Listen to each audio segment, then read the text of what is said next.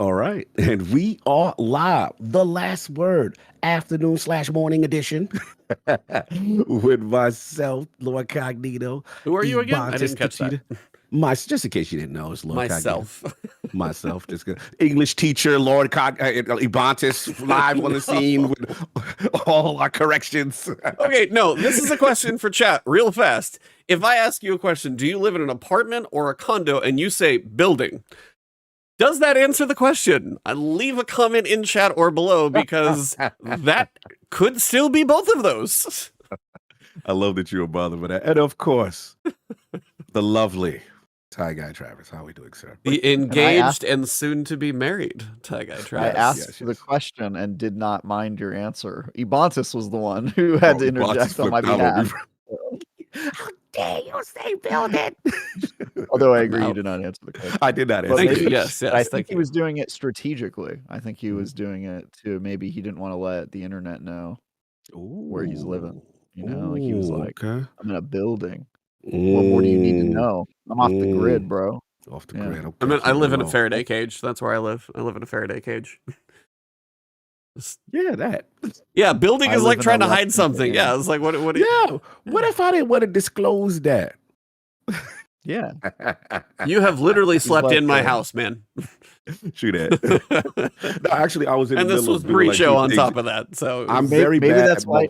Maybe that's why he called it a building. He was trying not to reveal that he's still at your house. I mean, you're in my house. He's in my house. I just got a. He's living in the foundation, revolving dude. front door. Yeah. He's like Walter White in the foundation, chilling underneath. You know. Well, this episode's off to a very focused and great start. Cog, what have you been up to, man? We'll switch it up a bit. Yeah, man, I'm chilling. It's been a lot of Destiny catch up and a lot of echoes to talk about. We're doing all the echo. I'm finally caught up. All of it? And so much of it. So much. So much of Act Lots 1 of content. and lots of content to talk about. That clearly, when I checked the interwebs, I was like, oh, wow, there is a reaction to this. So I was like, okay, definitely want to talk about that. There's a reaction on the internet. Yeah, a lot, but by the great Lord Daddies. The great Lord Daddies were upset. I saw some comments. I was like, wow, this is rare. Not as rare, but you don't see that level of expression, and that kind of thing. Other than that, been playing a little game on the side as a palette cleanse called Still Wakes the Deep. Heard of it. And shout out to the Chinese Room. Worst name for a kind of UK studio, and all the seriously, that's where they're based. Bro, I did not know. I would never have guessed. Thank you. I'm like, oh, the Chinese. Okay, cool. I see what we're doing.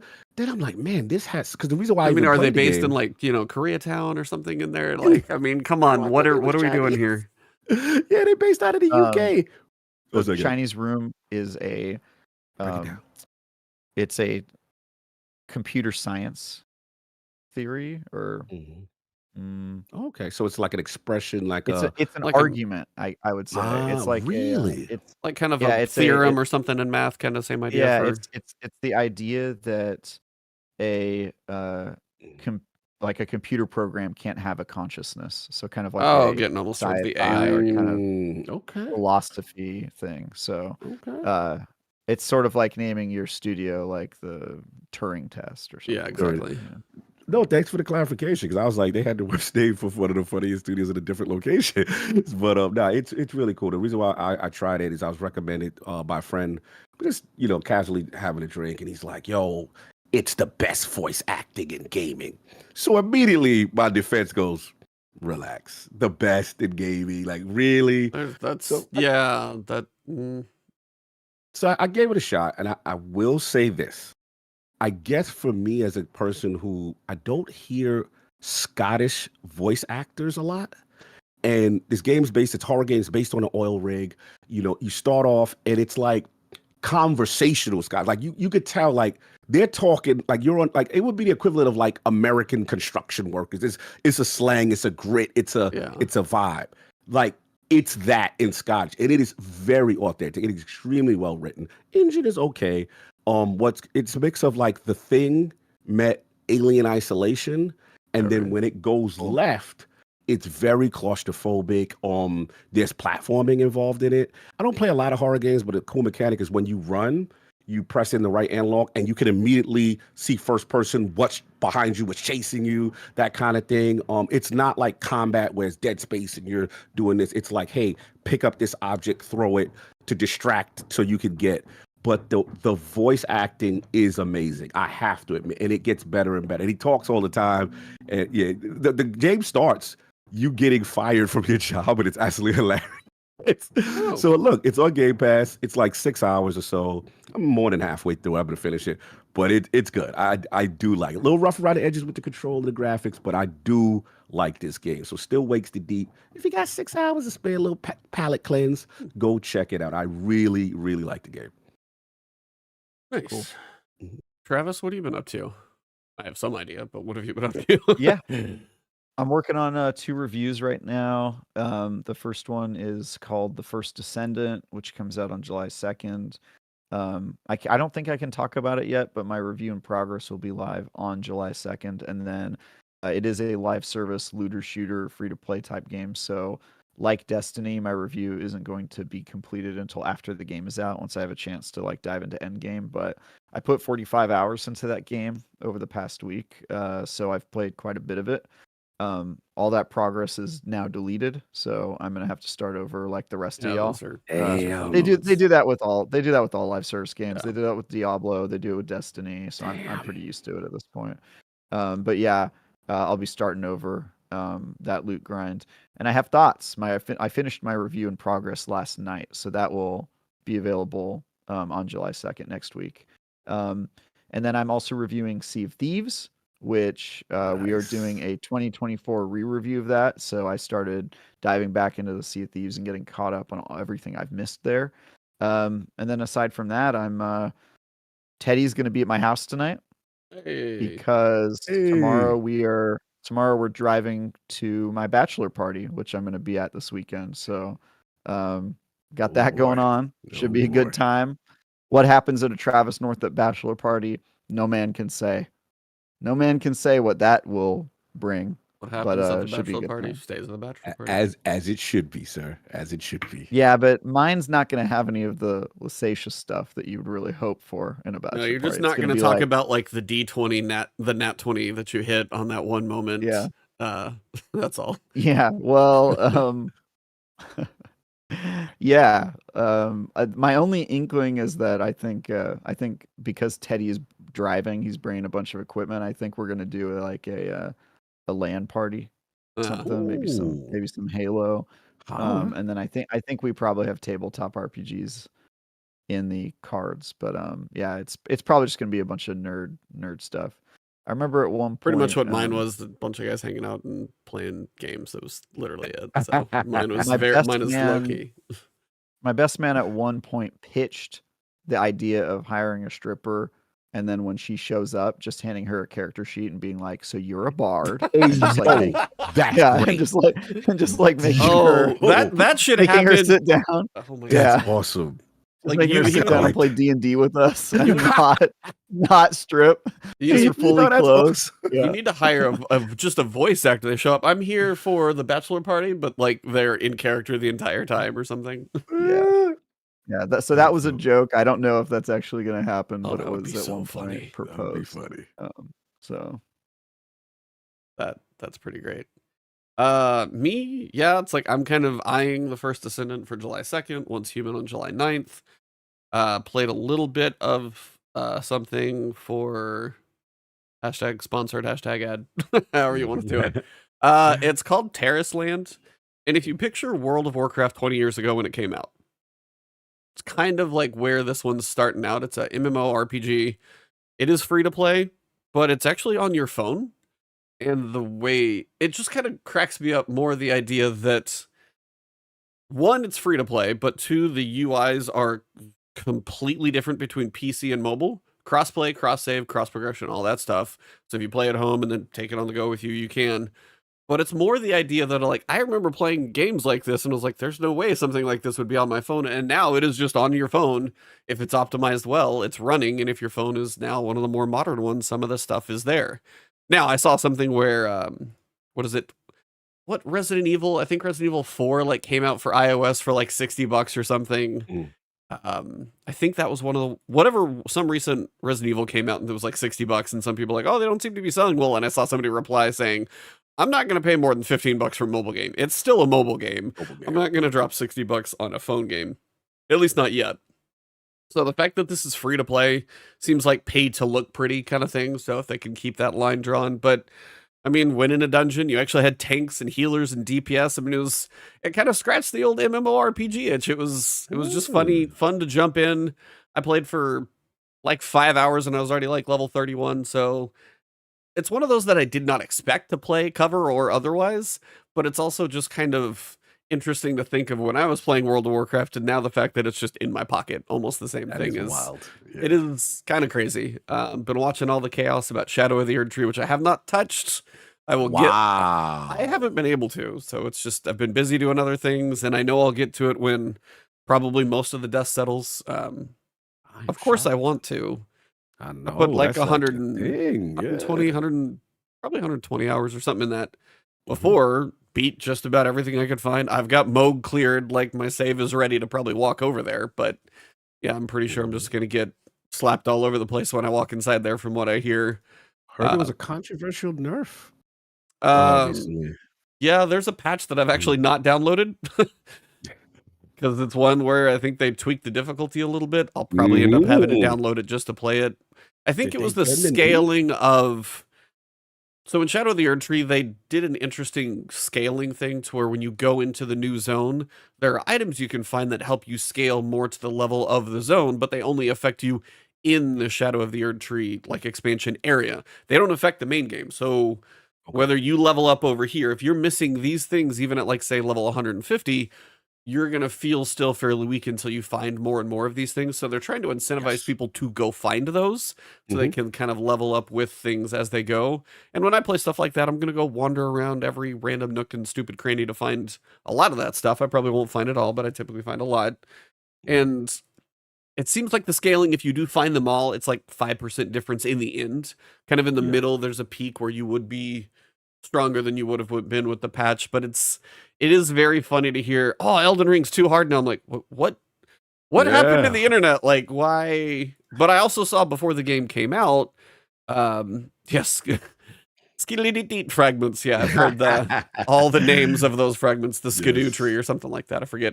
Actually, I heard somebody say in whatever language, it's actually shadow fragments or something like that, but it's the shadow tree. And it's the way the language is written, but it's like Old English and how it's pronounced. It's really pronounced just shadow or something like that. I saw no idea if like the random tweet was accurate, but I mean, yeah, that's spelled jail. The G, what is it? G-O-A-L? G-A-O-L, yeah. It's G-A-O-L, yeah. Jail. The Gowl. The Black Gowl. Yeah. Yeah, I heard that guy's pretty rough too. So there's a few. He's easy. People are tripping. He's basically just like you go into that fight and he's just like a maxed out like PvP player. Oh, you know, he's wearing like the sweatiest armor and like has all of his poise, you know, so he's really hard to stagger, and he uses like a triple crossbow and, you know, the most powerful just equipment in the game, and you're just like, oh, you sweat lord. As soon as I got into that fight, I was like, I've killed like 50 of you in PvP, you sweat lord. Yeah. So it's pretty fun. But yeah, I mean, lots of stuff this weekend came out. I went to go see Bad Boys. What is the new one called? Ride or Die. Ooh, that was fun. It was fun. They still have a good time on screen. It's still fun. If you've enjoyed the series, go see this one because it's still right there with best one or somewhat they were trying to say. That's hyperbolic to say. Man, one is iconic alone for the Porsche. For me, just the final portion, the Cobra is just like. It's like, man, you got shot. Must have changed how you drive. He's like, you drive like that all the time. That's the only way you drive going forward. Classic. And then him shooting up the Ferrari. There's like iconic moments, but it is a solid entry, way better than I would have guessed. Okay. So enjoyed that one. And then it seems like the Quiet Place, or not Quiet Place. What's it called? No, it is a Quiet Place, right? What's the John Krasinski monster horror? It is that. Yeah, Quiet Place Day One. That's the one I want to see. It actually got really good reviews, and for a prequel, that's pretty rare too. So, a couple good movies I'm looking forward to as well. All right. Cool. Well, seems like we've been playing a little bit of episode echoes. Cog, you had some thoughts, so Yes. share us your thoughts as you've been catching up with this adventure on Nessus we've been on. Yeah, so look, I've been off the internet for the most part, just finally catching up. I'm still so behind on a lot of things, but now I'm like, all right, let me get into the groove of echoes. For the most part, most of my Final Shape stuff, chores, most of them done minus the raid. I do have to do that. But yeah, so I started into it. And obviously, you get to the introduction of obviously Failsafe. We're getting to introduce her again. We bring in Saint and we try to find out what's going on with Nessus. So I thought initially, I'm like, all right, this is decent. However, one thing that I did see that I was like, all right, the infamous tune in, Failsafe is collecting all the data. Tune in next week and she's going to get back to you kind of thing. And I was surprised by that because, again, what we did learn was that, when Bungie talked about episodes, they actually chastised themselves into saying, hey, it was too samey, the past seasonal format was too repetitive. And I did get that. So a part of me, yes, rolled my eyes during those sections. But I will say that I did enjoy two things a lot. The first thing was the discovery, I believe, of Enigma Protocol. It was kind of very secretive. You went to these little places in Nessus, then you had to go to a tower, you decode these words, and then it would tell you another location to go to kind of find out, which then opens up a whole new activity, which kind of reminds me of Season of the Splicer. When you're going in, there's a time limit, there's some platforming, there's some, Vex stuff. And I thought that was cool. I guess the reason why I was a bit positive on this whole situation overall is because, honestly, I feel if you look at Destiny as a whole, the Vex are kind of the worst. And what I mean by it is that, look, Fallen is cool. They originally had the Traveler. They Traveler left them. Okay, cool. They were the first enemy race we've seen. Cabal, come on. The beefy boys in the building, the Stomp, the little Scions like Travis, come on. We love them, Gaul, all that. Then we got the Hive. When Destiny's in trouble, you bring the Hive out, coolest race, evil, the logic, we get it, right? The Vex's problem is being Terminators of the time and of the past and the future as a hive mind, unfortunately, is not interesting to me when there's no one really, a single entity to control them. What Echoes did that I've always want Bungie to do is hint that they are behaving differently. They are acting with tactics as if there is like someone is controlling them, which we learn about something called the Conductor. So I'm like, yes, this is what I want from the Vex. Like I've been dying for this. And then, to be honest, the voice acting of Saint 14 is really great to me. Like he's truly shaken to his core on what he finds out about himself. And this is my overall thoughts. The story is great. The delivery is bad. And in terms of the gameplay, the way they tell you how to do it, the activities themselves, good, but just to tune into next week, that stuff, yes, I agree with the community, that has to go.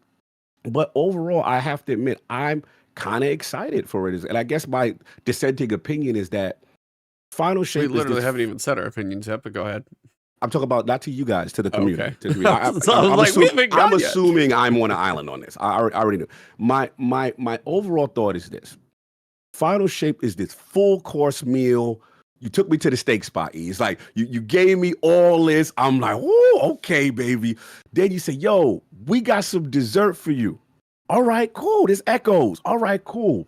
I'm getting this. All right.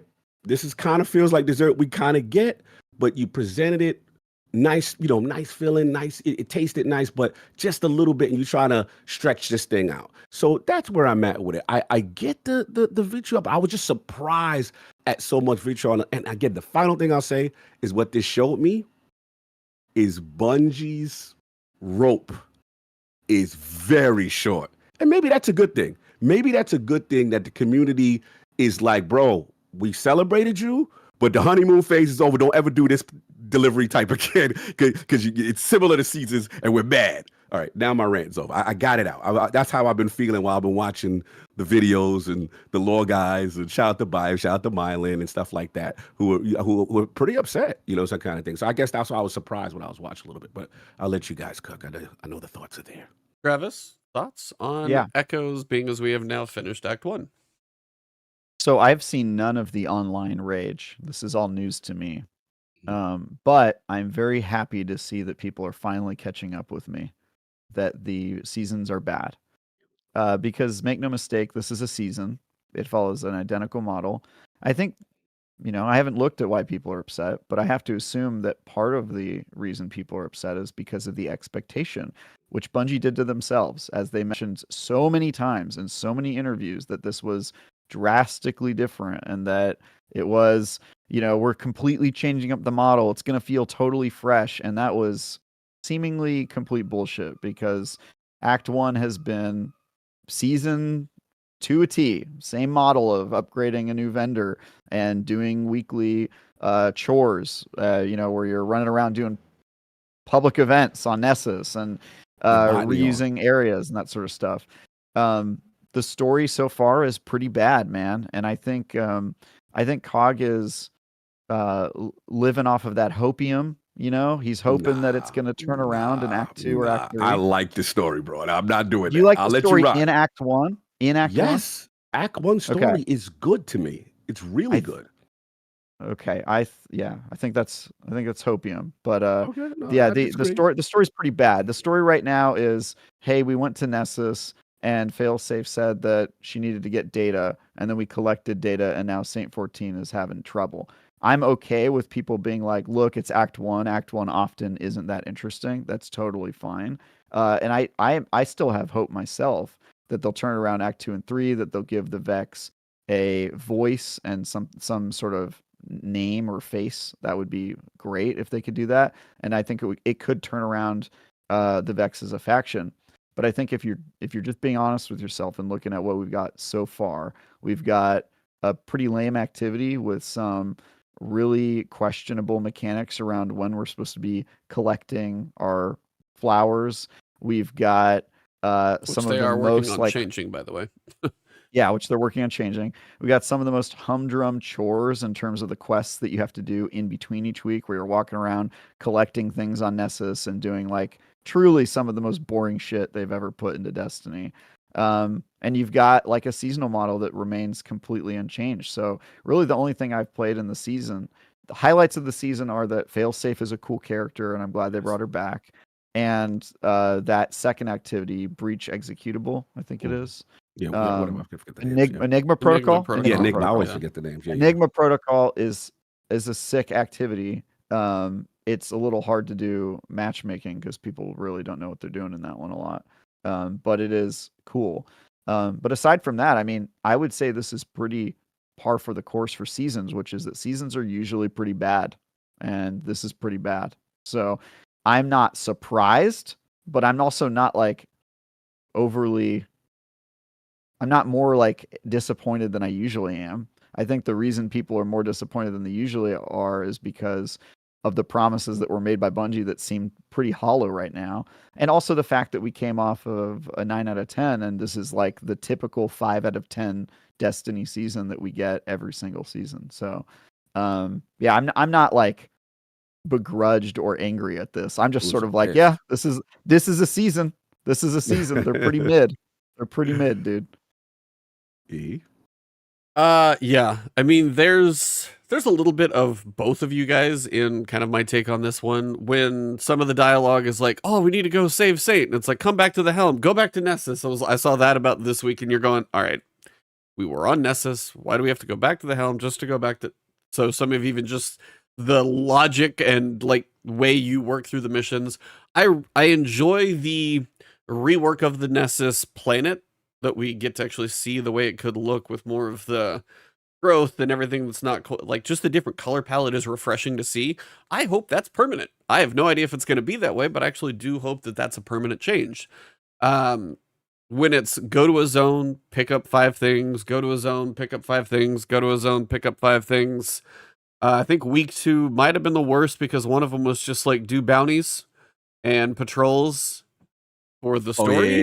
That was what is it? The NES acquisition quest. Yeah, the NES, which it wasn't for the story. It's to get the specimen. The specimen thing. Yeah, the specimen. And this week's specimen is bugged. By the way, we can't even do the 003 that's hanging out there in limbo right now. I didn't even know there was a 003. Yeah, that's supposed to be this week. It's part of the seasonal challenges, and no one can get to it, so it's supposed to be activated next week. So for me, I think it is on Bungie to set expectations, and they failed pretty hard when it comes to this episode. At least for Act 1. Now, I don't know what Act 2 and Act 3 are going to deliver. Part of it is the idea that many of us thought in our heads that we were going to get a chunk of content. The weekly delivery takes a lot of wind out of their sails. The come back next week and do a thing. We talked about this a little bit before the show. Finding Enigma Protocol, that was actually cool because I was pretty fresh on the first day of the episode. Went to Nessus looking for stuff, and I was like, oh, what's this little floating thing? And it had a little code up in the corner. I was like, all right, what's that? Drove a little farther, got a decoder thing. I was like, oh, that's obviously I'm going to go figure out what it says. Tell you to go to another destination. And then, like, you did those a couple times, and you got to find Enigma Protocol. I wish that type of organic, like, discovery and the way you explore the planet and something along those lines would be more how the story is delivered, as opposed to, now granted, I know story missions are going to be a little bit harder, but just the way things happen.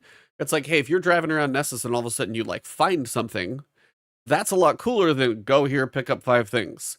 So you have both of those within the same episode where this is cool. This is so uncool. I'm tired of, like, the 18th season delivered in the exact same way kind of thing. There is the idea of a little bit of potential overshadowed by a whole lot of monotony that we're very used to. So the idea of Failsafe having a whole lot of fun lines to listen to. I don't get tired of her. And I hope she gets to stay around, maybe be the AI for the helm. Who knows? Maybe she gets to be a little longer enjoyed than just the season because, you know, the 2 personalities is fun. Forget what part of the season or story I was listening to. And it's like, oh, you're, I forget what, like, it wasn't decency filter, but it was like compassion filter. Oh, I think compassion filter. Yeah, I was like, socialization filter. Yeah, socialization filter is currently turned off as well. Okay, got it. It was just like, just the way they're calling out, like Osiris just being straight to the point, seeing Saint be vulnerable. I appreciate like the discussion between those two a little bit. But again, it's like this first act, nothing basically happened besides going to the planet and we realize something like can mess with our guardians and Saint feels vulnerable, but we know nothing. And I understand it is Act 1, but you got to give me a little more than what we got. Just a little tease of what's coming in Act 2, because right now it's just like there's something, and that's pretty much kind of where I'm at. And it's the delivery of if it's 3 weeks on, 3 weeks off, 3 weeks on, 3 weeks off, 3 weeks on, 3 weeks off. We didn't enjoy the fact when it was 8 weeks straight stretched out. And now we know it's going to be 9-ish or more spread out over the course of 18 weeks. So now we're actually taking it slower. You're getting a chunk, but then you know you have to wait, as opposed to even if it is 6, 7, or 8 weeks in a row, at least you know there's a start and an end. It's not 2 months out. It was at least a little closer. So it feels like the spacing of the episode is doing it no favors, because now you get this Act 1. We didn't even have a cliffhanger for Act 1. I'll say that. I didn't feel like there was a little bit of like, yes, there is the conductor out there, so there's a tease, but visually on screen, there wasn't a whole lot that happened. So Saint walking away isn't a cliffhanger. It should have been something more dramatic, like Saint 14 getting, captured or pulled into the Vex network or something like that, where it's like, okay, there's an actual problem, because it does feel a little weird. And maybe they just couldn't do that because Saint 14 has to run trials, you know what I mean? Like there's like in-world reasons that he can't do it that are like attached to game. But I do think that this is Bungie's first time doing it, and I think they're probably already realizing that, like, if you're going to separate things by acts, those acts have to have really strong beats where, like, okay, end of Act 1, you want what are they going to talk about in intermission at the concession stand, And I don't think that they have that nailed really well. It feels like they just arbitrarily chose these, the end of Act 1 is just going to be here and the end of Act 2 is going to be here, rather than like designing it that way. Also, can we just talk about the fact that Osiris remains the worst character in Destiny? The most soulless, boring character in the game. Right now, they don't have a place for him. That's my man, but they don't. That's where I agree with Bife on that. Like and I got to be honest, as much as it pains me to say, and I've been hinting this for a while, Destiny bad is associated with this character. That's just the reality. When Destiny's bad, Curse of Osiris, Lightfall. It is the curse. It is so I think that's part of it, but I do think what I like how they are utilizing, let's be honest, when it comes to researching or anyone with knowledge of the Vex, he has to be there, right?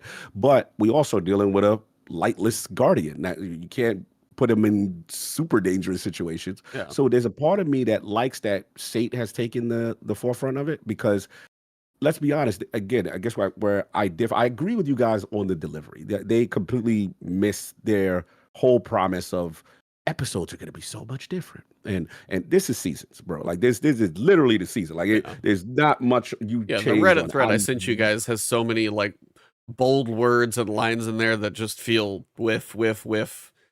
It's just they didn't live up to what they had mentioned with regards to episodes. Yeah. Oh, so, they got absolutely. them in 4K. I think Bife got the dude on the couch in 4K saying how different it is, and we're going away from this, repetitive formula that in the seasonal model and all. Absolutely. The thing though, where again, where I differ is the story. I understand, like, hey, maybe you guys wanted, to see the conductor, so to speak, at the end as a fine. Okay, you literally could have teased this handed figure that is in the thumbnail of the episode. Right. You could have seen, literally from a first-person perspective, if a hand is controlling the Vex, which it seems like they have this symbol all over the Vex that has this, like, little, I don't know what you want to call it, these little glowing, like, kind of radiance. Yeah, radiance coming out of it, or controlling the radio layer. If you see just a hand doing that as, like, just the final teaser for Act 2, like, hey, you're going to see this, that would have at least given you a little more than just Saint walking off and it's just like, it felt like Act 1 ended on like a flub as opposed to a promise of bore. It sounds like, Cog, you like the direction they're going in, and you're like hanging your hat on like that of like, I like Osiris and Saint, and I like the fact that the Vex may be getting interesting, but I still think even then, you got to admit, like, the pacing's really off, like how often in between like actual developments you're just like running around doing random bullshit for failsafe. They missed the like some sort of like inciting incident at the end of Act 1 that kind of keeps you going like, okay, what's going to happen? And it felt like they were building to it, and then they backed away from it. Like they wanted to hold it for Act 2. So I feel like they could have had a better. So I'm with you, Cog, in that I think the direction they're going, I don't care about Osiris and Saint at all. They kind of lost me on that duo. Like, I just don't give a crap about them anymore, which sucks because Saint 14 was one of my favorites, but they've just, I think, butchered that story. But I think I like that where it's going. It's just like every time they execute it, the actual execution, I'm just like, you didn't do this the way I wanted you to do it.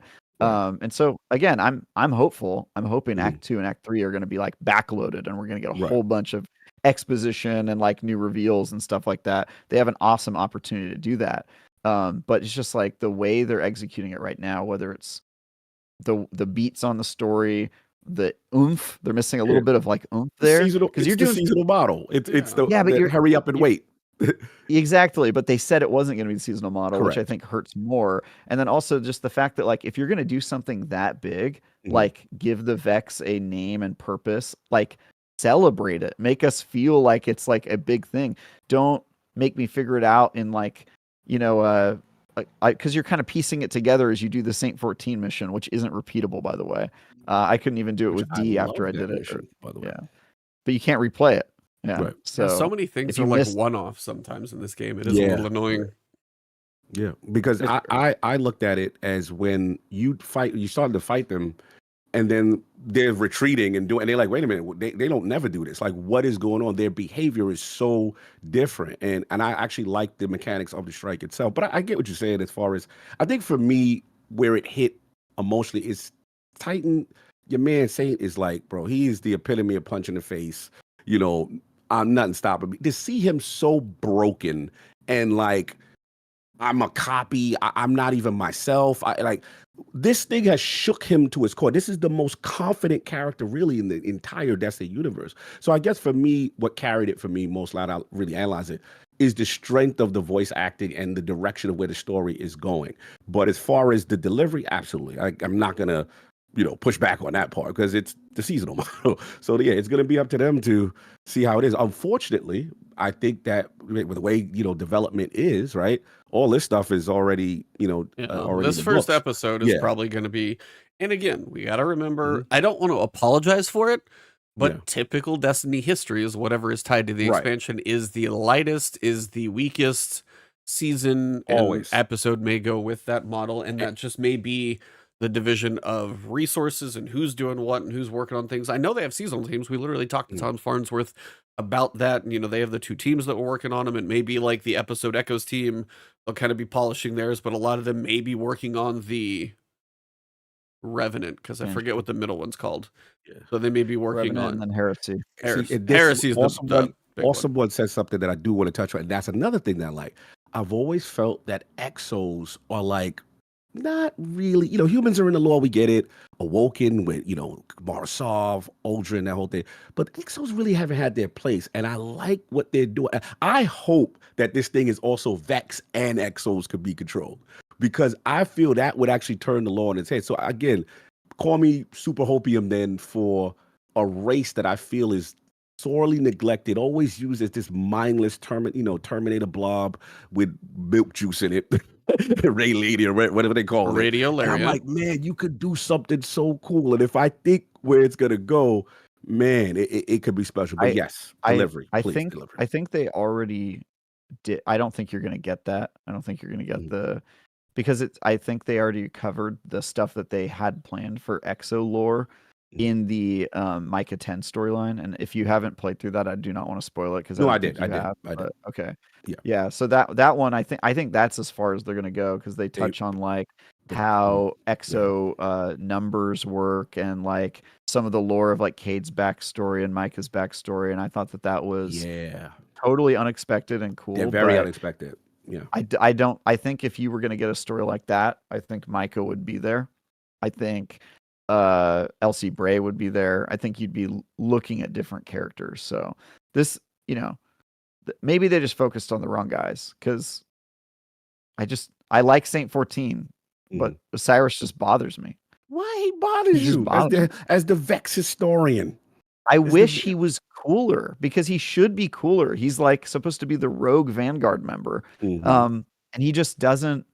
He should have the attitude of Cade, and he doesn't. He has like the attitude of like an accountant.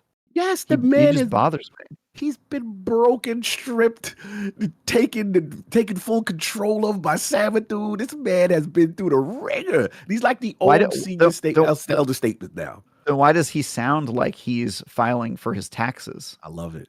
When in his deliveries. When you want that data, you want that information, you got to go to my man. He sucks, dude. Osiris sucks. We ain't doing that. We'll fight. I think that's why he's been relegated to the EU.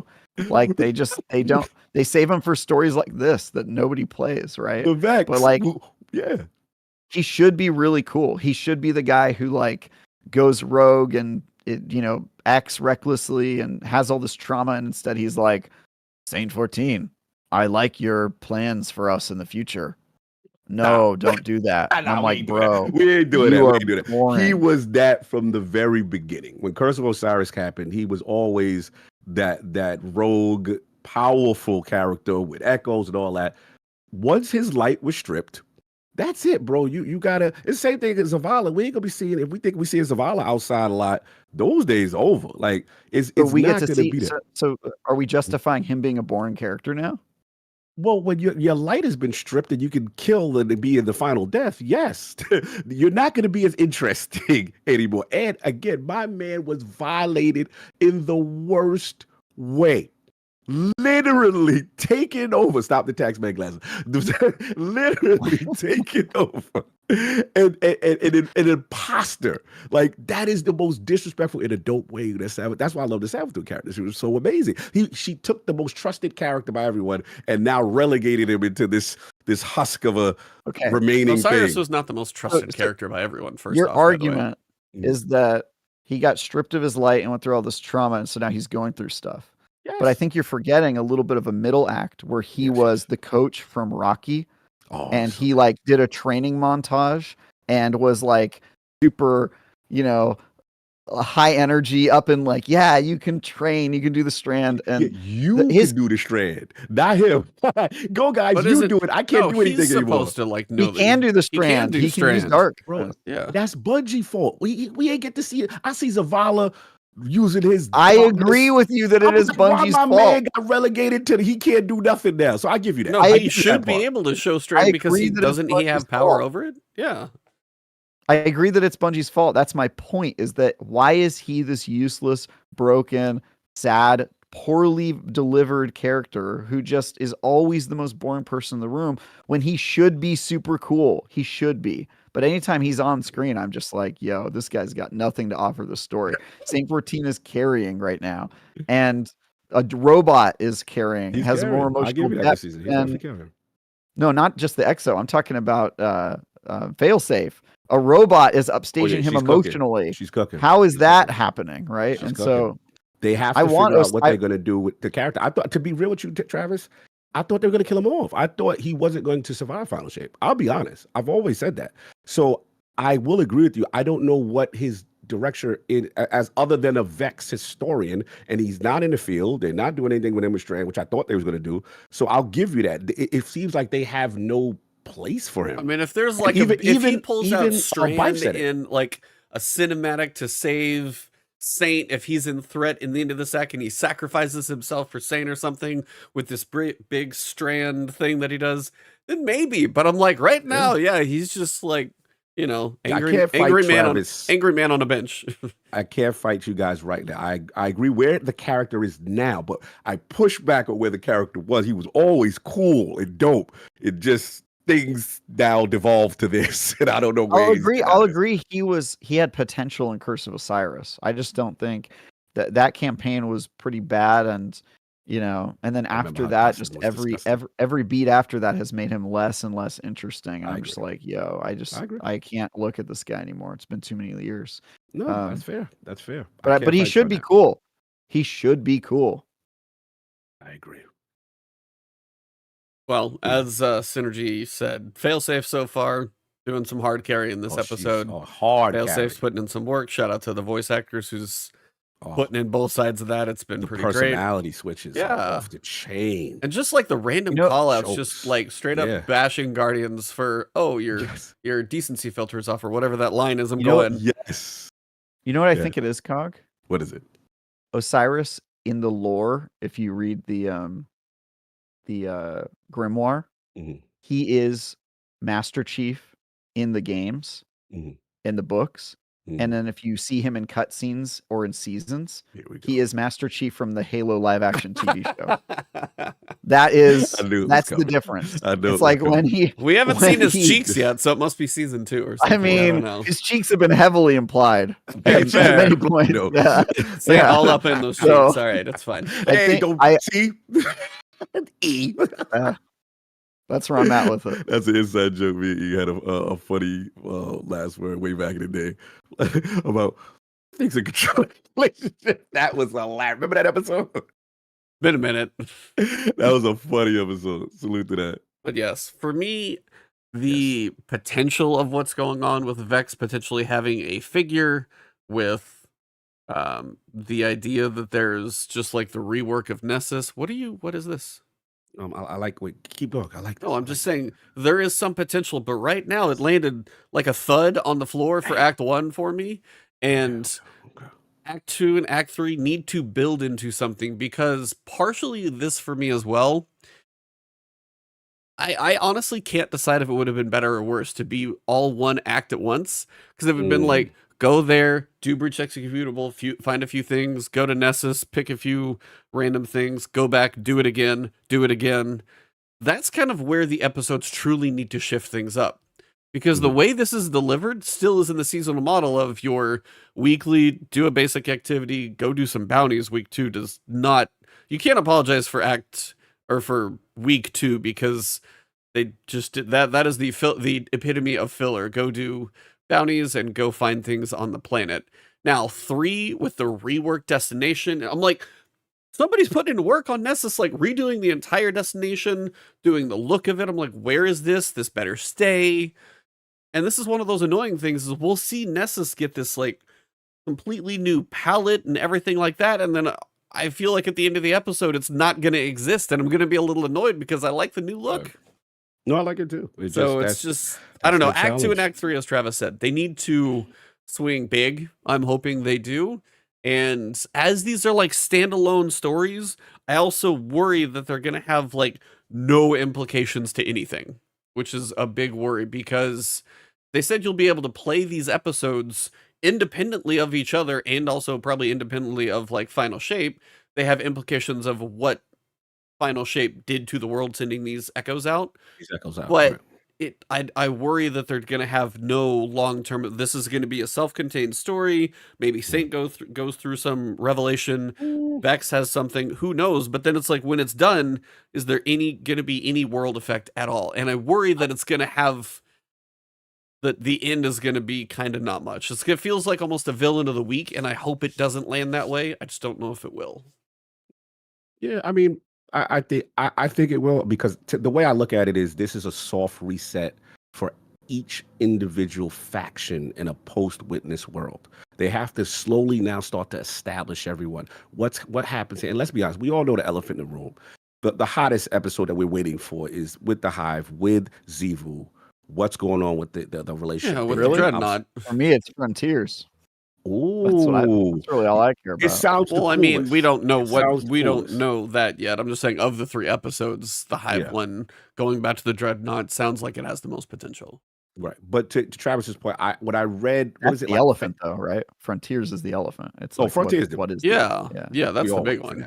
That's the big one. Yeah, I just think they're doing some soft reset world building. But yeah, to your point, they've got to land where basically this collective story has to be interesting and connected in the way that it has this powerful effect, and that's on them to land that part. So yeah, I agree that they are doing collective world resetting, and that is exactly what Disney did after Marvel Infinity War, and it went over like a wet fart, and that's what I'm worried about. That's a good point. Going to happen here. Yeah. That's a good point. That's fair. I mean, you had this moment. Like, oh, what's the fallout from the blip or whatever they called it? The 7 years everybody was gone. Yep. Whatever. Yeah. Right now. And then it's like, oh, well, we got to reset all our characters. What's going on with Spider-Man? He missed a couple years of school, stuff like that. And so there's just like a lot of like world resetting. And I think what we've learned is that that's not fun to watch. I feel like you kind of have to skip ahead sometimes and just like get to the, Can you imagine if Disney series mode? Yeah, I mean, can you imagine if there were 2 triggers that happened with the raid being completed, and the cinematic and the things fly out, and we know episodes is coming, and somebody goes to fly to Nessus and it's completely redone. It looks like the new destination from the missions that we've got, and that's where it starts. And then we actually, the earthquakes are happening when you drive around, and then we get like a message to go investigate Nessus on that 11th or whatever it was, and then when we land, then people are seeing these little decoder things. Enigma Protocol is kind of what starts. You see that one, and then hey, it's like, what have you? I've tripped into the Vex network. What's going on? Osiris sends you a message. Come to the helm. Then you got him and Saint like talking about something going on. There are different ways to deliver the same information of what they've got. And now I'm not saying rebuilding Nessus is an easy task. Hands were full. Like bandwidth was. Yeah, I think they're buying for time. Yeah, which makes sense. And if this is reusing assets, doing reworks in smaller places, and delivery. Well, I was just saying, as Travis said, it's like reusing what's there, doing smaller pieces for missions that are part of that effective mission that you're working on, or the activity breach executable is kind of its own thing. Nessus with a different palette to it. They're not building geometry. They're not building lighting as much. They're building like the palette and the paintbrush that covers the area you're running around in. And then they've got the enemies and stuff in there. Easier to build that than to rework an entire planet when they could potentially be using some of the resources you said. Frontiers, D3, whatever else is out there. So again, biding time could be part of it too. I totally agree. And remember, we had the delay just to get delivery of Final Shape, which we all agree, the consensus was good, but it's proof that obviously they need more time, right? And I think that's what this is. But I'm not defending it because again, they should have never came on stream and said it was episode so radically different from the seasonal model. They did that to themselves. So yeah, they're gonna have to get the smoke for that part for sure. Yep. So Act 1, not the best. See what they do in Act 2, which will be July 16th. So we got, I guess, 3 weeks from that one. Something, I think it's July. Where is that? Too many tabs open. Act 2 starts July 16th. So yeah, we got kind of 2.5 weeks. So I think this is 5 weeks and the others will be 6 weeks because this is 5 weeks because technically the first week was final shape. So right. 5 weeks, 6 weeks, 6 weeks. Makes sense. That's one of the big ones. There were Grandmasters were back in the game. I know some people are farming those. We've got the master version of the raid dropping. I've seen master raid weapons having 6 perks, 3 in column 3, 3 in column 4. Not guaranteed, but I've seen some people with 5 or like 2 and 3 or 3 and 2 or 3 and 3. Master weapons, being as they're enhanceable now also as opposed to craftable, giving you a lot of chances to get a god roll, get it enhanceable, have it be adept. I don't know what the major point is on adept besides maybe some of those like stat modifiers. I don't know if there's a lot of benefit to the adepts per se, but at least running once and getting a drop and having, 5 rolls instead of 2 is definitely a lot better. So that's nice to see. Anything else going on this week? At least in game that I'm forgetting about. I'm feeling like Nightfall was pretty interesting. That new the new weapon they dropped in association with the new Stasis. Strand linear aggressive burst linear syndication or scintillation. Yeah, that thing is it's worth grinding for this week, y'all. Double Nightfall drops. First time using Fireteam Finder. I have to admit, pretty impressed. Thought it was cool. Yeah, you got some things like rewind rounds, rapid hit, bait and switch. Yeah, it's got potential for rewind round, but bait and switch for a linear with DPS. That'll put in some work.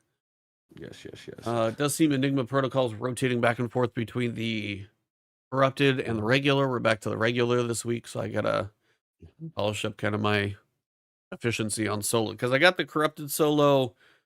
I did that multiple times, corrupted solo, and know where all like the timing stuff is. This one feels a little different.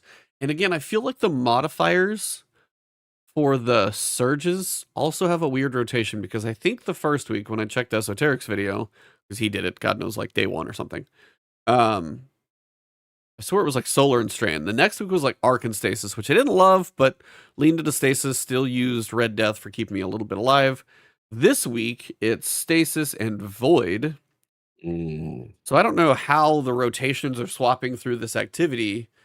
So it is going to have a weird feel depending on who you're fighting and what your surges are. So it seems to have a little bit of rotations between that. I know the surges were on, what was the accidental one they put it on? Shattered Throne. They had the surges on Shattered Throne, but they did the buff to help with surges and raids and dungeons that they took out. So then they moved the dungeon over to that. So there's a few bumps in the seasonal road so far, it seems like, from what we've gathered so far. We did get a TWID as we were literally going live. We were chatting, and I think chat was telling us it was there. So first one's just about Act 2 starting July 2nd. Pretty straightforward. Have you got your big wings yet for your Warlock? Your big triangle head? Yeah. Not the triangle head from a Silent Hill. No, you got the pyramid head. That's the Hey Arnold helmet, right? Oh. It's like Stewie, but you took his 2 ears and pushed them up. Yes. Yeah. I was Dee was looking at my seasonal thing, and she was like, "Oh, that's cool. What do they have for Warlocks?" And I was like, "I don't know. Go look." And she went and clicked Y, and she was just like, just she has no good armor, and she really cares about how her character looks in the game. And all of her armor is so gross and ugly, and she doesn't like the season pass armor. And so she's been looking for like a good one. I was like, maybe the seasonal armor, go and look at that. And she went and looked at it and saw that and was just like, denied.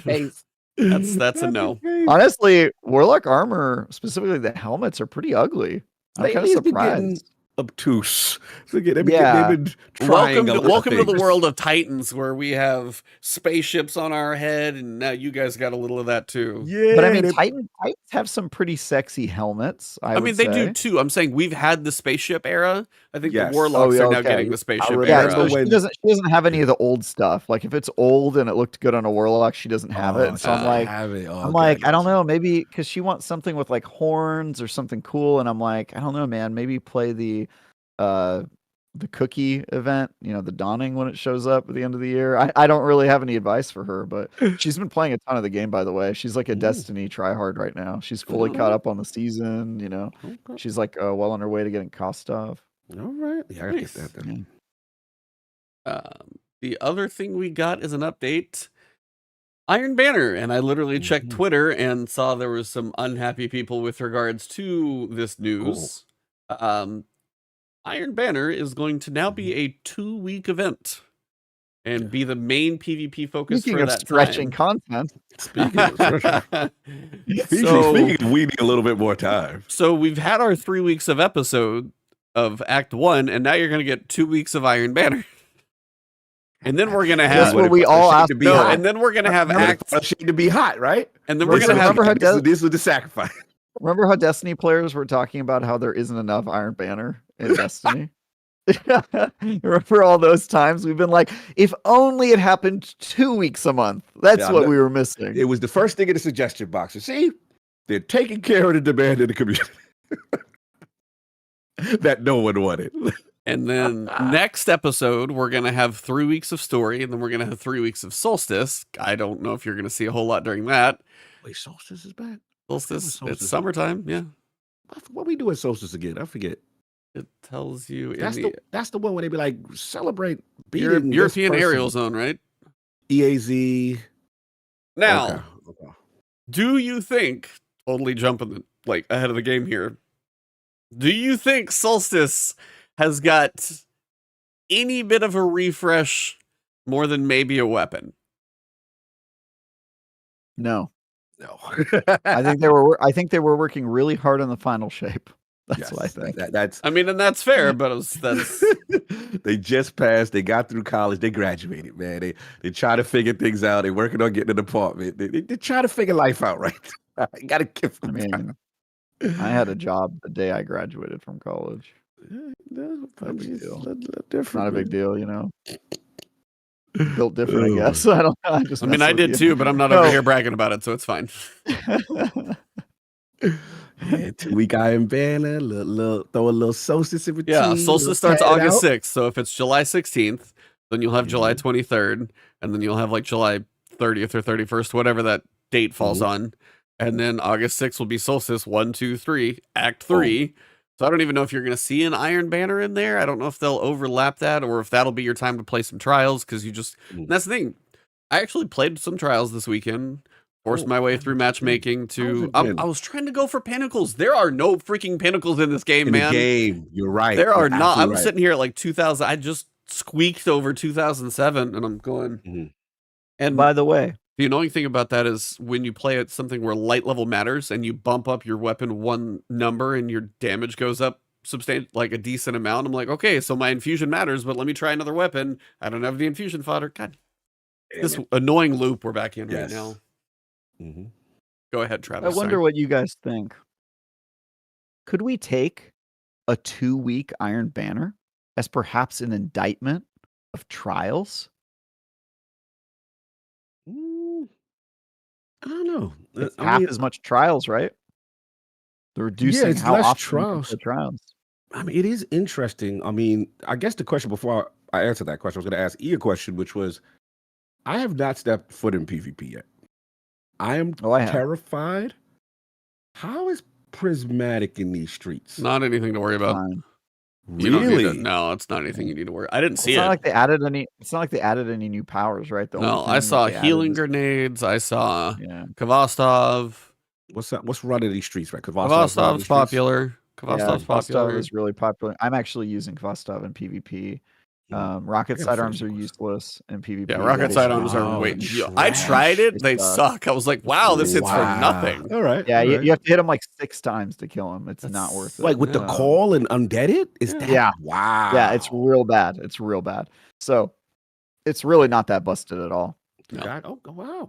No, they didn't kill in PvP. So, and then you've got news about Titans that from Final Shape about the rework that you guys got the stuff with Ben Womack, if I'm saying that right. I think I forget how we said it. Did you guys see some of those scoops from that? Did you guys watch that interview? Oh, I watched the whole thing. Yeah, it was good gems. Good gems, man. We got some pretty cool stuff. I saw somebody was misquoting. Sort of misquotes going on. Was it about they didn't know or something? Oh, hold on. Live tweet dropping. Thanks for the feedback concerning our new Iron Banner schedule.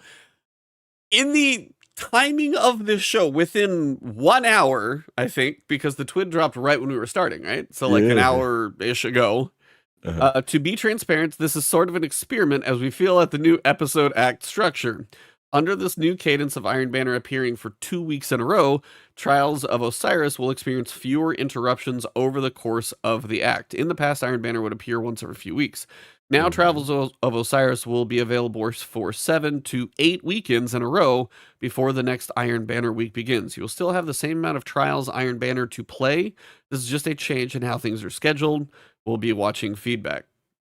Interesting. So if you picture somebody like Grenadier Jake, and if Iron Banner's on for 2 weeks, that man's just going to go on vacation for 2 weeks. Yeah, that's what he does. His trials. What he does. Yeah. So it's weird to, I don't know. I mean, I feel like 2 weeks of Iron Banner is going to overstay its welcome. Just because that's part of it. Is like, oh, you get it for a week, but it's like, hey, if you like it, play it for a little while. It'll come back around. But if you're playing, if you're going to get what you want in about 1 week, especially if it's going to come back later. Probably in Act 3 or something. No doubt. Reginald Brown had feedback. Bowman had feedback for the. It was a good interview, Travis, and really enjoyed your review. The comment section, on the other hand, yikes. That's IGN comment section, though. That's like everything. Oh, the comments are terrible. It's like all people just like saying, Destiny dead and like. The haters is out. Yeah. Oh, dude, the haters are out. You can't even mention Destiny as like a reference in an article. Like, oh, here's this game that is a looter shooter like Destiny, and then the top comments will be like, "Destiny is the worst thing ever," and blah blah blah. Bungie dead. On it. People like half of them will be like, like it's so funny to see the commenters that were saying Bungie is the worst thing in the world and Bungie dead and Destiny's irrelevant, and then when PlayStation bought them, like those same commenters were like, Bungie is the future, and then the opposite happened, where like the people that were defending them were like, now Bungie dead. Ever since Sony acquired them, they've been dead, and it's just I've seen some of the Xbox guys as soon as they got acquired by players. Oh, now it's gonna go down. Like you see it based on the allegiances of what flags you fly, or the emotionality of how you feel about it. None of you should be flying any flag for a plastic box or a corporation. Stop it. Yeah. Who are you? Sam Alito's wife? I wasn't ready. I was not ready. That was a good one. But I was not ready for that one. I was not ready. If you had been paying attention to some news, that one just hit hard. Wow. Okay. Right. So that's how we doing it. All right. Here. That's the see. Those are the zingers I appreciate. Keep them clean, but well pointed. That was well placed, sir. That was hilarious. You got comments coming in right now in chat. So yeah, there's I'm dead. dead. That's too good. One person in chat did say, I'm a PvE nerd and I love the idea of 2 weeks of Iron Banner. I can only play a certain amount each week. So it lets them kind of grind out more of the stuff they want over the course of that. Like, this is going to be my Iron Banner time to work on. I think I get that to a point. It feels like Iron Banner is kind of always never quite right. It's like it's here too much or too little. Some people want it, some don't. It's just, I don't know. It's one of those things that I feel like it would almost be just as functional in the rotator playlist just down in the bottom corner, as opposed to taking away Trials. I know they kind of want it to be this event to go for, but I feel like Iron Banner is not really a cosmetic thing where they're making a bunch of Eververse money. So I feel like just if they kind of had both camps happier while it was active, Wouldn't change all that much. Yeah. They got enough nodes up there now. Just put it in a different one. Yeah, I'm kind of, outside of I think the last time I got really invested was when was it Tusk of the Boar, the Strand. And I was like, all right, I want that, but I don't know, man. It just the weapons have been pretty lackluster, yeah, hardcore. It's been really I still don't like the format. I'll be honest, when Iron Banner comes around, I do a little get mad that Trials is not there. That's just where I'm at. It needs another rework. I'm still not satisfied. Well, in this one, it's going to to be pretty bad modes. Trials and this. I like Trials still, but definitely I hate Iron Banner right now. Definitely. Well, now it's going to be 1 week of one mode, second week of another mode.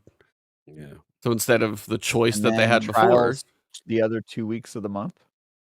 Well, this will be 2 weeks, so it'll start. When does that start? Next week? Doesn't quite say it should it, be but July, I right? Yeah, so should start next week for Iron Banner for 2 weeks. I guess that last week will be Trials, and then Trials will be going for 8 weeks, it sounds like, until towards the late part of the episode. I said episode. I say season way too often. The weapons coming back for this episode are Krimil's dagger, kinetic aggressive hand cannon. I think that's like a 120. That's the same weapon for like 3. That's mad. Oh, okay. Continue. We've had a lot of repeat, and that's the thing. The Iron Banner loot pool doesn't feel fresh. It always feels so stagnant. Yeah, I agree. The other weapon is going to be what you got? Claws of the Wolf, rapid fire, void pulse rifle. Fine, but if you don't have anything PvE related on those weapons, I'm not going to be in there very much. Mm-hmm. I'll be playing First Ascendant, and then Once Human, and other stuff. Yeah, I'll be busy. Not too worried about that one. Let's see. Getting mini rolls on these weapons will be easier too. You'll need to unlock them first to drop by getting rank 4 and rank 7, but then you'll have a good chance to earn them as post-match rewards. Wins now guarantee a random Iron Banner weapon, while also having a very high chance to award an engram on top of that. As for defeats, both weapon drops and engrams have a higher drop rate too. So if you're losing, struggling, those of you looking to be one of Saladin's favorites once more might want to gild the Iron Lord title one more time. Wearing Iron Banner gear, using Iron Banner emblem, completing Saladin's daily challenges will get you there faster. Same stuff as before.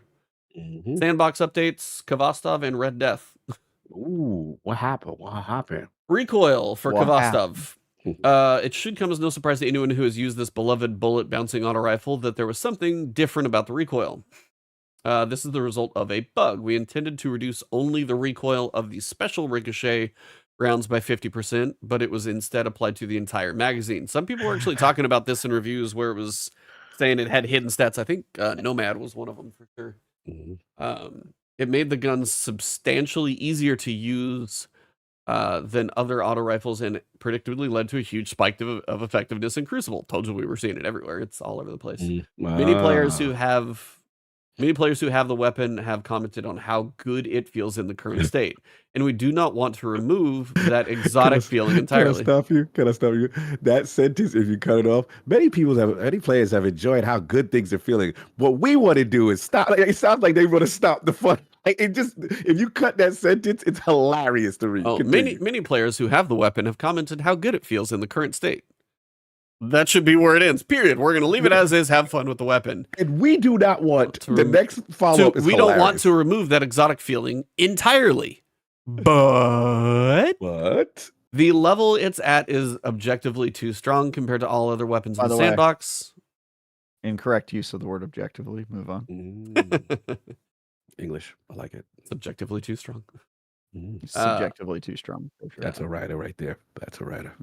We will be removing the bugged effect that reduces the recoil by 50%, but as a middle ground, we've increased the base stability by 30 to 72. This will give it back some, not all of that stable feel without leaving it so far out of the band.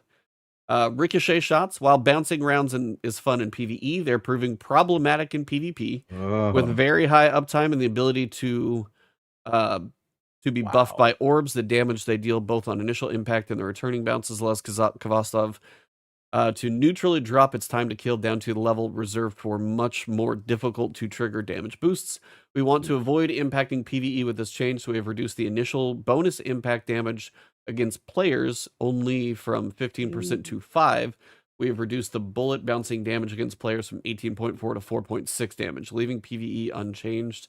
These changes will retain the uptime of the perk in Crucible, but the effectiveness down. So definitely getting, give it a week or two when this thing hits, and you'll see less of it in Crucible, because that's part of the reason. Red Death, lurking just under the Kvastov coated surface of our current weapons meta is Red Death, which I do like the feel of. As Mini observes, there is something special about Red Death's recoil pattern. Unlike Kvastov, this was not a bug, though.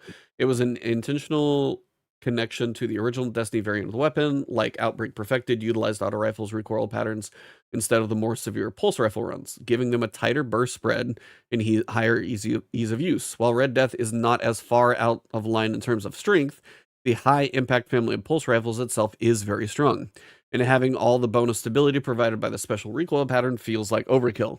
So we've experimented with several different tuning options for it. Completely replacing the recoil with the standard pulse rifle recoil felt like it shifted the gun too far away from its origins, so we have instead chosen to reduce the added stability that the pattern provides. This will align the burst spread more closely to other pulse rifles while retaining as much of its unique feel as possible. Let me get speaker sight because I'm curious. This is one of my Warlock helms. Orb generation, as it stands, is currently too easy to generate an extreme number of orbs in the Crucible. Oh, wow. This plays into several different build crafting levers and making it feel like the only choice in many competitive trial lobbies. While we would like to retain the ability to generate orbs in Crucible to allow players to lean into the healer fantasy, the current volume is not healthy for the sandbox. As a short-term solution, we'll be disabling the orb generation portion of the exotic in Crucible only. Oh, whew, at least it's that. Longer term, we will revisit allowing the weapon to create orbs at a more reasonable rate. These speaker sites are out here, healing the whole team. Okay, I see what's going on. And they just talk about the banner sandbox. They got that going on. We have more to talk about mid-episode. Keep out for the patch. And we don't want to give away too many things, but we got several quality of life features to roll out. A Destiny 2 reprised map. Is that PvP in the next episode? Did I read that? Are we getting another map? Destiny 2 reprised, easier to pull back into things because that's coming back. But yeah, in the next episode. So, I mean, you still got 15 weeks to get there. Okay, some UI updates to help with clarity. And a big feature. Quotations that we're heads down working on for the 3rd episode that we can't wait to share with you all. Interesting. Oh, did you get the super chat from Gaming Forte? Yeah, so Forte, 2 weeks of Iron Banner sounds horrible. My past self would have loved it, but PvP in general hasn't appealed to me, plus whoever needs another aggressive hand cannon. Yep. Yeah, that part. Agreed, they're just the weapons in Iron Banner. They typically just don't pull me in most of the time. They rarely refresh. Of course not. Of course not. See, that would change things for me. Like, it would also change things for like D. D just wants to get weapons that are craftable so she can pick the perks she wants. Because again, I think crafting appeals more to like a non-hardcore. Like, I just want to play the game and can I work my way to good weapons by grinding XP up and that sort of thing. And so if you told me like, oh, they're gonna put this aggressive hand cannon in Iron Banner, and every once in a while you can get a red border to drop from it and then eventually craft it, she would be like, okay, let's do it. But, you know, she's not going to play it over and over again just hoping that she's going to get a god roll, you know? So, yeah. And I kind of feel the same way. Like, I don't really want to grind for a single weapon. That's kind of why I fell off of the tower defense mode. What was that called? Oh, Onslaught. Yeah, Onslaught. I fell off Onslaught because I'm not going to play Onslaught for like 50 copies of, you know, the scout rifle that I already grinded for in Destiny 1. Yeah. You know, so my issue also is I get unlucky with the way they do Iron Banner in the sense that like you have to hope for the weapon to drop and then you can start to farm it. Bro, you know I never got multi-mac. Yeah. I lucked out on Tusk of the Boar. I never got that to drop. So I'm like, crazy.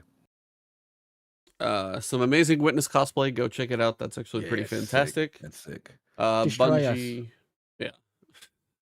Bungie, of course, going hard for Pride Month. Unsurprising with all of the things that they support. The Pride at Bungie and Trans at Bungie inclusion, diversity in equity associations. They've got the new pin out. Looks a little more. Can't tell if the 3D is there that wasn't before. I have one sitting somewhere. I got one too. New Pride emblem up there as well. Actually, and the emblems look free. So if you want to do the Rainbow Connection or Into the Rainbow Transmat, you've got a couple of those sitting in there as well. I feel like I'm missing. Looking at her. Ooh, Artist of the Week is fire. Who is that? 7th Column Chaos. They're going to be doing like Bungie Bounty. Not really Bungie Bounty, but they were doing a Bungie Love, the charity foundation. They were doing a stream of like drafting players to some of the Bungie fundraiser, like top fundraisers, and Soscaro was on there since he's one of the tops. Nice. And then they're doing like a PvP tournament, I think, with the people they drafted together for them for teams. Artist of the Week, yeah, that first one is the Celestial.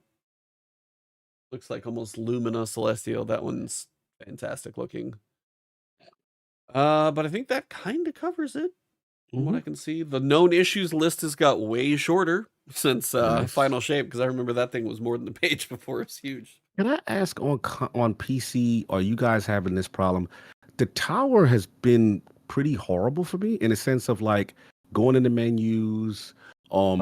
Having my raffle, and then you have to wait for like 5 seconds for the menu. Sometimes even seeing my character or changing a shader, it's just loading. I notice if I'm in orbit, I can do things much faster of just basic. Okay, so it's not just me. So are you playing console too, Travis? Or I see this on console and PC. Okay. I play on mostly Xbox and PC. Okay. But yeah, I think the game's just getting too big because they had some of these problems before they cut out all the extra planets and stuff they took out. And I think, you add the Pale Heart, and I think the game is like up to 90 gigs now or something. Well, and like there's 700 things in Vault now, so I know that's messing with like whether it's pulling data or stuff like that. Because they said the way I think it was the way they handled the Vault on the older consoles was something different too, with having to do so much. I mean, it is probably stuff piling up between optimization even like and other when things. You exchange like an item for like Raul or something, or just sometimes there's a delay for the glimmer or the breakdown. There's this data exchange delay. See, some of that I was wondering if it was like servers, because I felt like that was like at a server reset when I was feeling that. It's probably when I play the most. But yeah, if it's you're breaking something down or the delay for pickups, it's probably just the game is big. That's what I think. Could be. The game got significantly bigger recently. Yeah, it was a pretty big jump in size for sure. Yeah, it's kind of one of those where I wonder if this year is use what we've got. You got the Dreadnought, which will come back, and that'll probably be a download because that's not really in the game per se at the moment. I'm guessing Fickrel and Revenant and Vampire Hunting or whatever we do in next episode. Probably going to be more Dreaming City and EDZ, so all the fallen destinations you can think of. Dreadnought will be newer, and that'll be a download. And then I do wonder if we do get to another kind of, I don't want to say breaking point for the game, but if they add the Dreadnought in for episode 3, what is the game going to feel like then if we get another piece of content that's even bigger and more, all that stuff. So it's going to be an interesting year for feeling how the game runs and how they can optimize stuff. But at some point, the IT department and different sides are they're going to hit a wall. So it's going to be interesting to watch. That's why me personally, I don't go super crazy on them when they reuse like Nessus and try to repurpose it, because I think that is something that they are trying to figure out and negotiate with all the stuff that they have to add to the game. And I wonder if we get DCV Part 2 again. I hope not. Yeah. When we get enough with the seasons in and out, I don't know if you take more planets away. At this point, they're all kind of crucial to what is available in the game. So I feel also they said they weren't going to take content out of the game, right? Oh, you're right. I feel like they weren't going to. I forgot they did say that. They did make that. Interesting. Yeah, game ain't I think no they just smaller. need to rework there. I mean, They have New Frontier. It's a new game. Yep. Just saying. I don't think it is. You think it is a dope? I don't think it is. No, I think they put the Destiny 2 logo to kind of get people off of the hoping for D3 thing. But I do think that they, no matter what, like if they continue on with Destiny, they need to like drop the older consoles. They need to rework their engine, and you can do all of that without creating a Destiny 3. But I think that I think they're probably thinking about very imminently those changes to. We lost you there for a sec. Yeah, it's weird. He just You lost me. No, you're back. Yeah, he's back. It was so weird. It was like dropped your talking. It was like someone just muted you. Yep. Yeah, you back. But yeah, I think they're probably thinking about those issues imminently, especially if their game is already having performance issues. They're probably thinking like, how do we make changes to our audience and our engine? And I think the Xbox One and the PS4 have probably got to go pretty soon. Like, I think the PS4 player base drop and the Xbox One combined, what are they, like 180 million consoles or something between those two? So I don't know how much of their player base is there. I know they've been curious.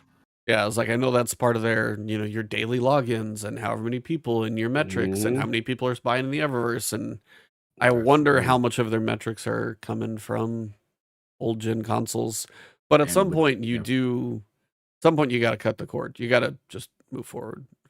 You know what it is too? The problem is those 6, what I call Citizen 6, were those live service games or those live-in forever games that are still available on PS4 and Xbox One. And I think that is kind of hurting the transition more than a previous generation with, the Fortnites, the Call of Duties, the only one that's actually doing it is like Grand Theft is making it next year, right? They're going to do a next gen cutoff because that population is insane still right now as far as engagement. So yeah, it is interesting how that plays out for them. I'm very curious how many people are still playing on older consoles past gen. Yeah, be interesting data that we will never get to see because that's between Sony and Bungie and all of the big ones.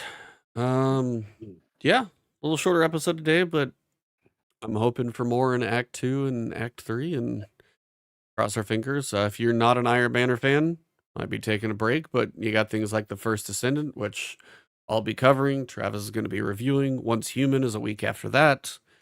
And then the new episode is on the 16th, so that timing might work all right. There's still other things like, what is it? Kinitsugami, Path of the Goddess. That's like the 19th. There's some other stuff in July. There's some things coming in July, and they're creeping up faster. Flintlock, I swear, is the same day. There's multiple in July that are almost too close together. I'm like, wait a minute. Nope, hold on. Too many games again. So right now, if you got some time to enjoy what you got, but July feels like there could be plenty of things to check out if you're looking for a little bit of a break. For sure.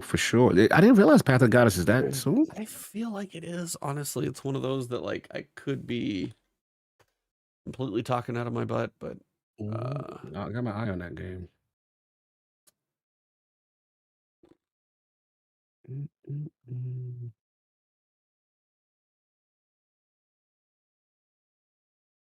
Oh, wrong month. That's why. Yeah. So July 19th, Kinitsugami, college football, same day. Where Flintlock is the 18th, so one day before. Yeah.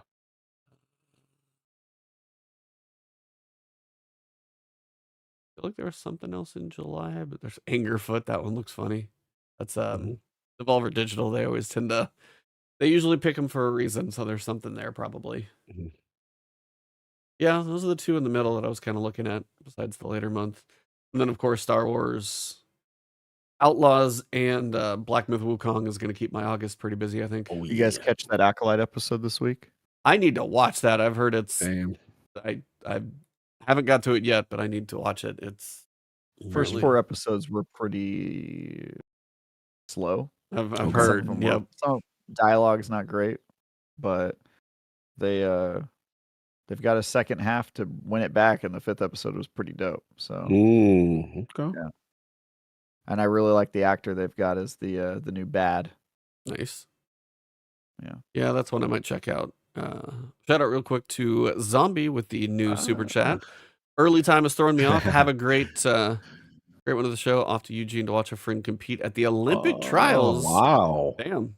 Yeah, go cheer them on. That's much more important than us. It's fine. I get Absolutely. That. But yeah, that's I think probably a reasonable place to wrap this one up.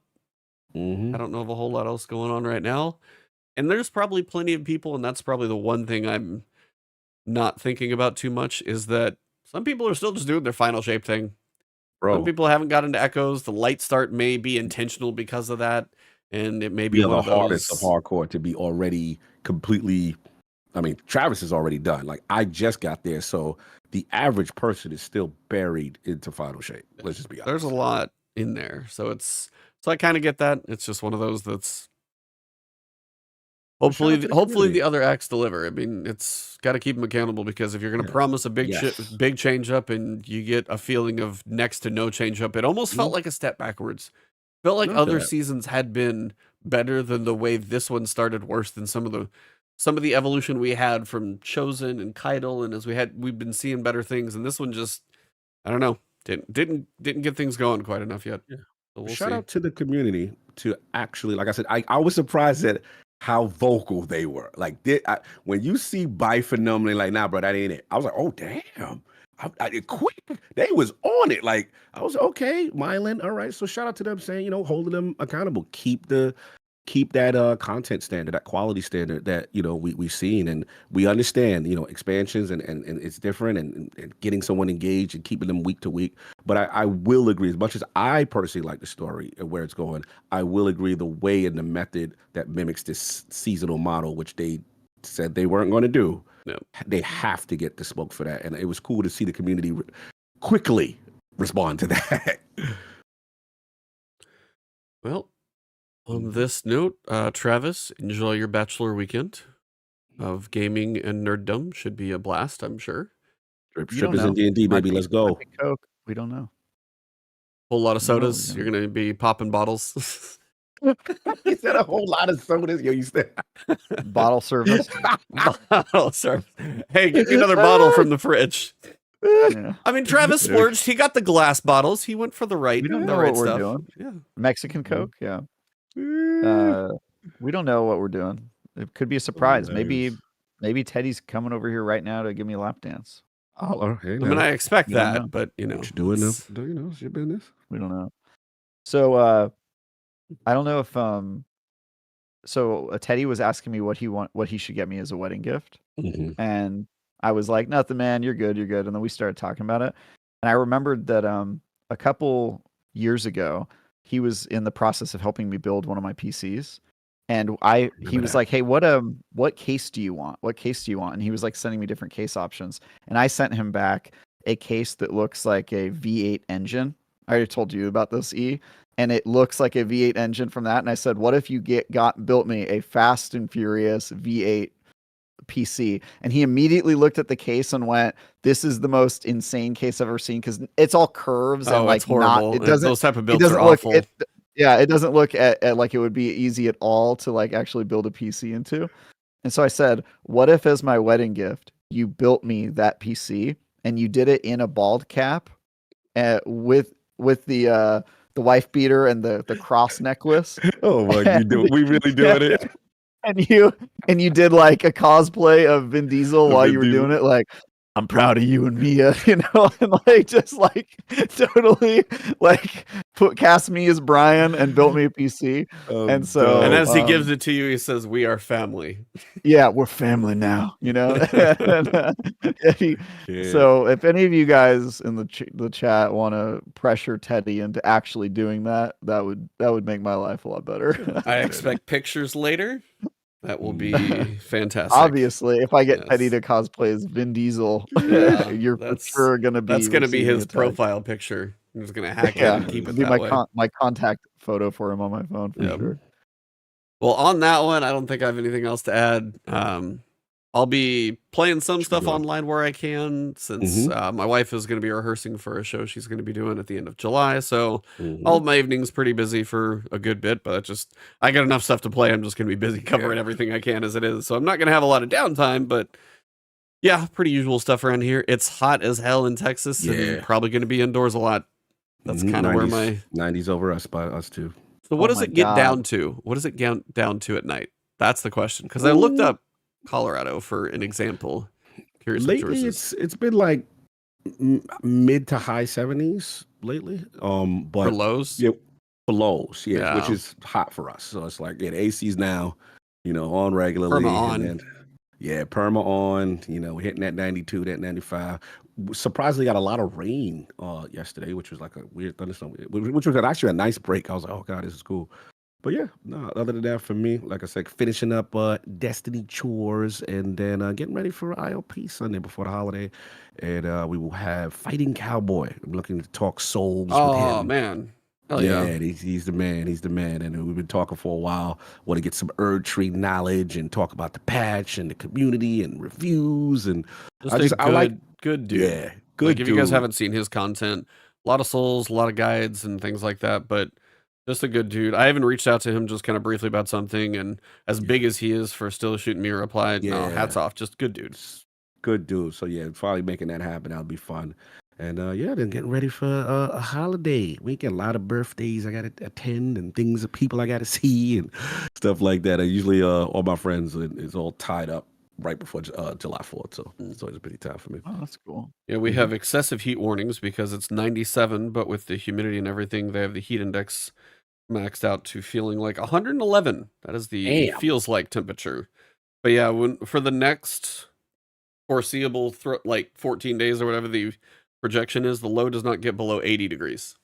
60 Slicker Trap chilling. 67. That's gonna going to you in August is gonna be fantastic. Yes. That's gonna be great. But yeah, when it doesn't get below 80 now. That's just where that is the baseline. Wow. So good times. Yep, Good it's times. warm here. All right.